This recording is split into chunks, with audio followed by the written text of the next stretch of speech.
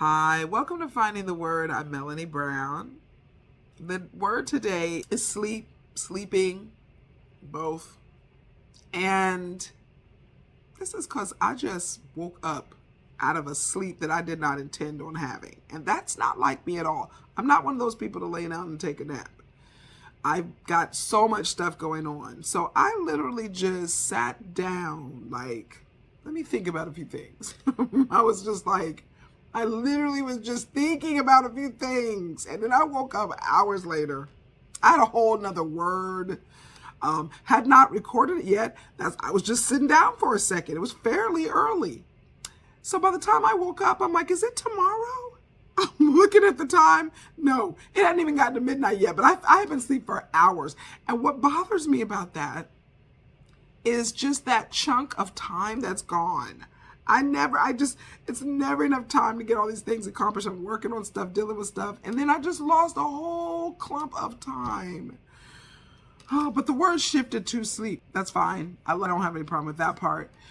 But, have you ever just sat down just to think about a few things? I'm always referring to my friend, and she knows who she is out there watching, but she's good about getting her sleep. She goes to bed early. She has to be up early, so she stays with that. She gets her rest. Jackson and Julian here in the house are very particular about their bedtimes and their rest. I have to admit that I stay up too late trying to deal with stuff. I will then have to get right back up super early, and I'll forget about that and realize I really did not get very much rest, and then it just hits me. So then there's nothing you can do about it. Your body will just be like, that's it. So I felt like a light switch got turned off. Like I just sat down and it was like, ooh, she's sitting down. She's sitting down. We got her. We got her. And I didn't know. And then it was like somebody just went blink and flipped the switch off. And then I was just like, then they flipped it back on a few hours later. I was like, dang. So the word's now sleep. And then the funny thing, because one of the scriptures, the first one I'm going to be reading here, was a passage that I was talking to Ellis about yesterday. So I was like, okay, I'm right back to this passage. And there's two. So there's going to be two separate ones. The first scripture is Proverbs 6:9. I'm going to read 6 through 11.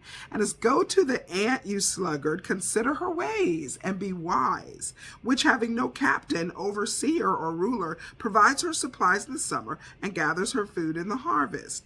How long will you slumber, O sluggard? When will you rise from your sleep?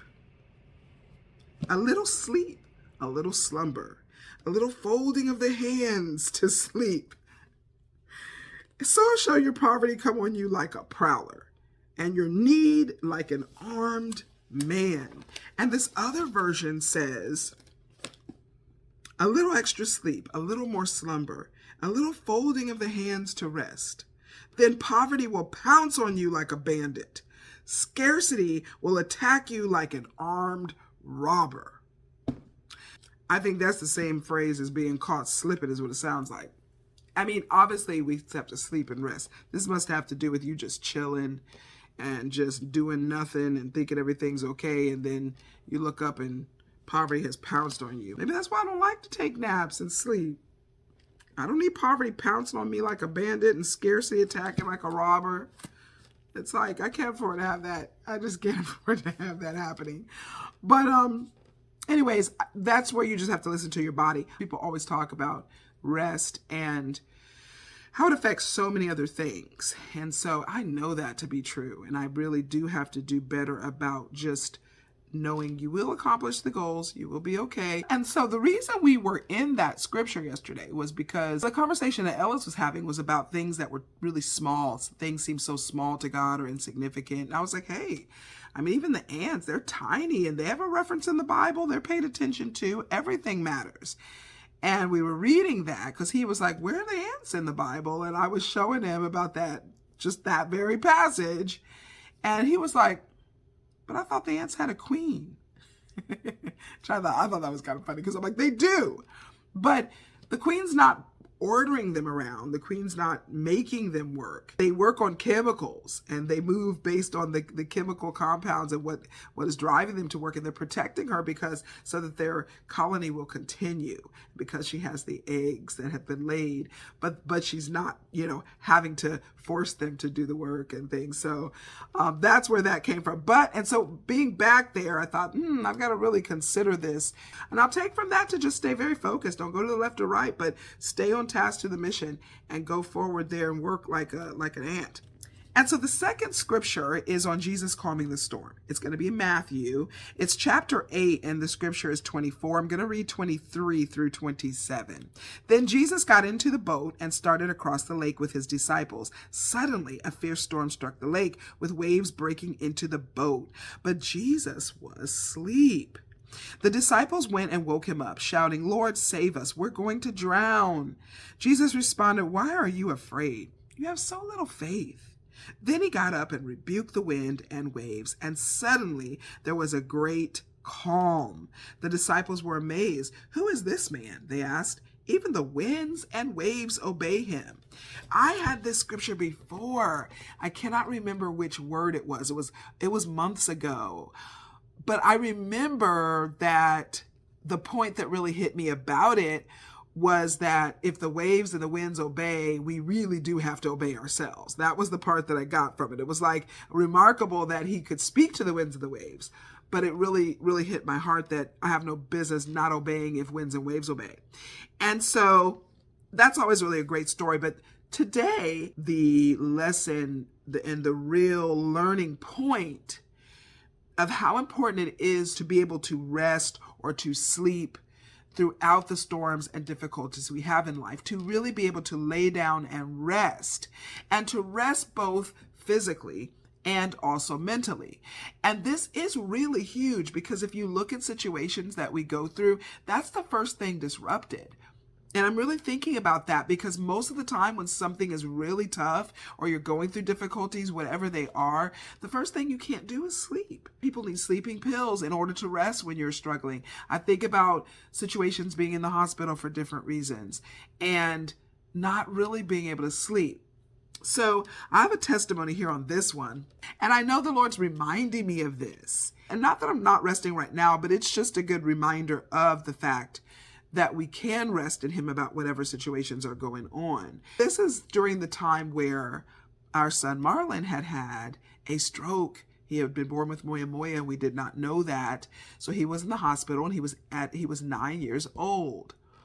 There was a lot of lessons, and this is something I will ultimately be diving into, because there were so many lessons learned every single day for the 40 days that we were in the hospitals. And there was a lesson on sleep that occurred during that time. And so I was reminded of that when I just woke up from my unplanned nap.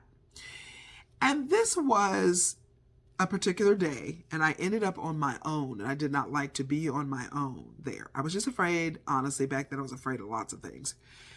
But I was afraid that something was going to happen while I was there by myself. And so I had people plan to come with me and be there daily. If I had to leave the room, they were in there, and it just kind of, we rotated. But this particular time, the person could not make it. So I was left on my own. I was pregnant with the 9th child, going into the last trimester. So our family was fairly young. The twins that are 16 now were only a year and a half at this time. So this particular day, I was laying there and I was feeling really stressed. I was texting my husband, and he was home with the little guys, and I was like, "I'm all alone." He's like, "You're not alone." He's texting me back, and I was like, "I know the Lord is here, but I was supposed to have come home for a second. The person that was coming was going to relieve me. I was going to grab some books to read to him. I was going to grab a movie. I was going to get some snacks. There were things I was going to do and then come back. And I was feeling a little frustrated about all of it. But in my spirit, I heard the Lord saying, "Just go to sleep. Just lay down. It's very late." He was sleeping. And mind you, he could not speak yet. He lost his ability to talk with the stroke. So he couldn't call my name and say anything just yet. And so I was concerned sometimes about sleeping, whether he was going to need me, But the Lord said, go ahead and go to sleep. So that is a way of really showing trust when you are struggling with something, because people refer to that as sleepless nights, right? Like, and just, being up and trying to rest. So I said, okay, because honestly, it was really all that I could do. And I knew that I needed to trust. I did. So I went ahead and I laid down and went to sleep. Well, I woke up later because someone was making noise and they were in the room and things. We had just stepped down from intensive care. So I believe we were in the step down unit, but it's still, they're in and out a lot. So when I opened my eyes back up, I saw that Marlon was just beginning to stretch and wake up. So I was like, oh, good. I beat him up. So that was nice. But then the nurse had said, oh, you had a visitor to come by. But I let them know that there was no, we didn't have a list of people that were allowed to come into the intensive care. I go over and there's there's gift bags and things sitting. So I was like, oh my goodness, what a pleasant surprise. So as I'm looking through the things, there were snacks, there were books, there was a movie, and amongst other things. So I realized that the things that I was wanting to go get, the things that I was feeling like frustrated about that did not happen, the Lord took care of. But he made a point to let me know that he took care of them while I was sleeping.